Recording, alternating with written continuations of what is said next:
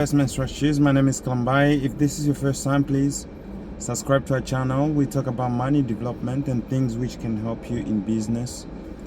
I'm an African, so I would really ask my all African brothers there to subscribe, and Indians, Chinese, whoever you are, white, black, please subscribe to our channel. We really want your support.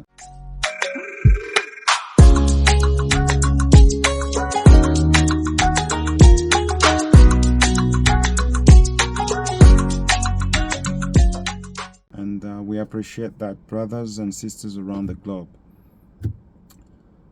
There is an issue about this Dangote issue. I don't know if you've heard about the man. He's a Nigerian billionaire, one of the richest men, or the richest man in Africa actually, and he's doing something great for Africa. He's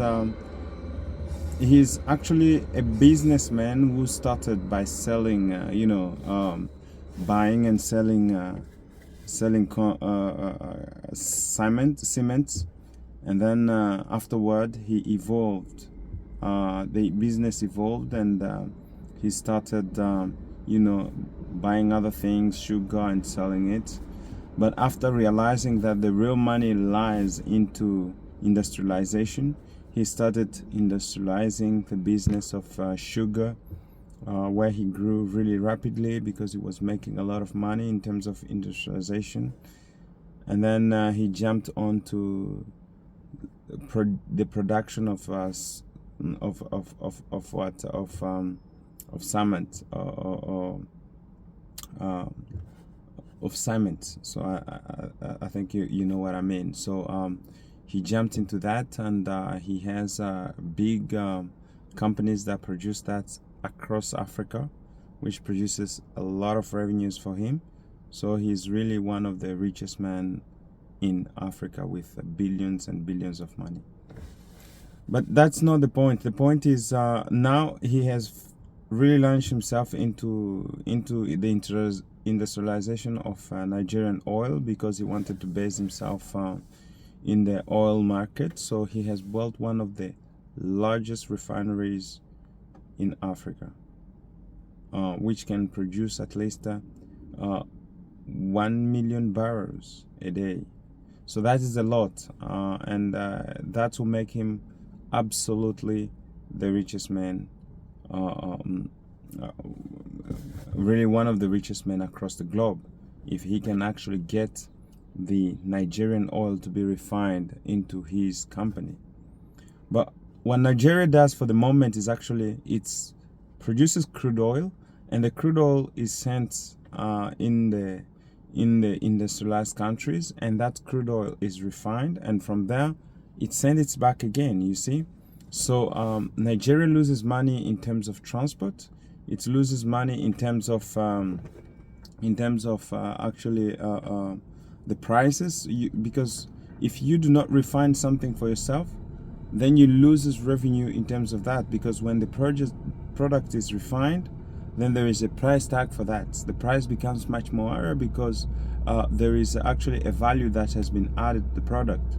So he wanted to cut that, to cut the transport. He wanted to cut the value added by the Westerners or the other businessmen, because then the oil has to be, imagine you produce something and then it has to go out, and then it comes with a value that is added, which is much more higher, and then you have to lose money.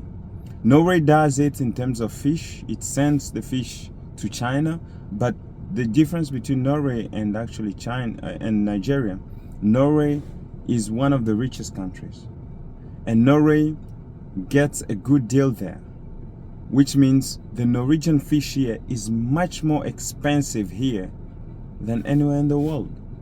So the Norwegian population eats a fish that is really expensive, because the fish has been exported for improvement, to be actually well done, or to be fixed the way they want it to be fixed, and then imported back when it's well fixed, and then the price tag becomes much more higher for the Norwegian population. But the Norwegian population has a lot of money, so they can actually afford that, which is actually different from from Nigeria, because Nigerian population does not have the means to actually have such money. So Dangote was actually planning, or he has done that, to kind of cut the price tag of those kind of things. But this has been a problem because many business dealers, we know Africans, the richest people in Africa, there are people who actually do commerce, do business, which means they buy things from China, India, and other places. They buy clothes, they buy cars, they buy all those things, and then they come and sell them back to Africa. So that's what happens in the African nations, which is different from actually other industrialized and developed nations. What they do is actually produce what they have to eat, what they have to actually oil and all that, except they don't have it. So that is another issue. But when you have it, you do not kind of send it back, and you do that kind of back and forth, trying to take your product out so that it can be improved and be taken back in the country as well.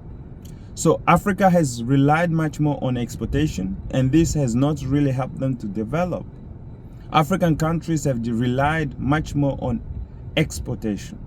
So exportation has been an issue for African countries, and that cost them a lot of money.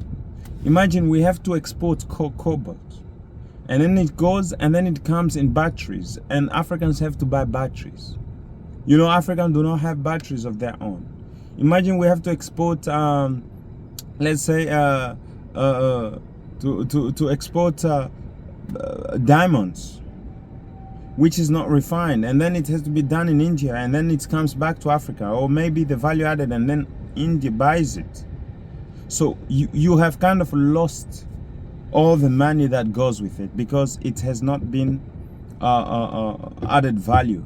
The value was not added, because the value added is much more important than actually the product itself. Finding a product, that's not a problem, but you have to add value to it, and that's what African has been lagging on. Now Dangote, understanding the game, he wanted to actually pull himself into that, but he has faced many challenges from the government, which does not actually want to sell the oil in naira, which is the local currency. They want to sell the oil in dollars. Well, if Dangote can buy actually in naira, which will help actually decrease the inflation in the country, because he's going to do a great deal.